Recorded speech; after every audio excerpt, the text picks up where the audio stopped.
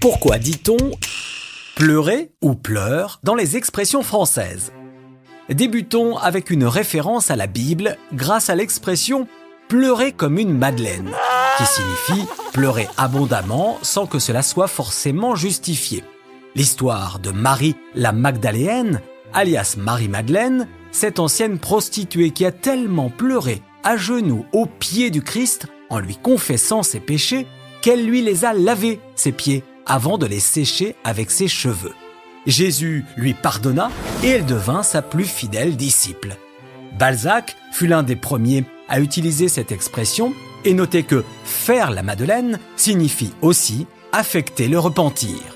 On pleure aussi beaucoup quand on utilise l'expression familière « pleurer comme un veau », usité dans les milieux ruraux, chez l'éleveur rugueux, insensible aux larmes du veau que l'on sépare de sa maman.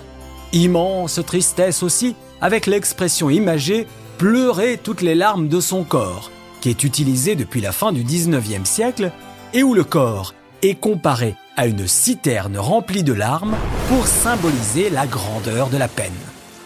On dit aussi « pleurer à chaudes larmes » pour signifier l'abondance de larmes qui n'arrêtent pas de couler et qui n'ont donc pas le temps de refroidir. Voltaire aussi nous a offert la jolie expression « Jean qui pleure, Jean qui rit » dans le poème du même nom avec ce prénom où il évoque ces personnes qui passent très facilement de la tristesse au rire, de la déprime à la joie. D'ailleurs, on peut aussi pleurer de rire quand on rit tellement que l'on ne contrôle plus ses émotions. On pleure aussi de joie ou de bonheur, car pleurer ne rime pas forcément avec tristesse. La preuve avec l'expression familière « faire pleurer le colosse » qui signifie tout simplement uriner pour un homme.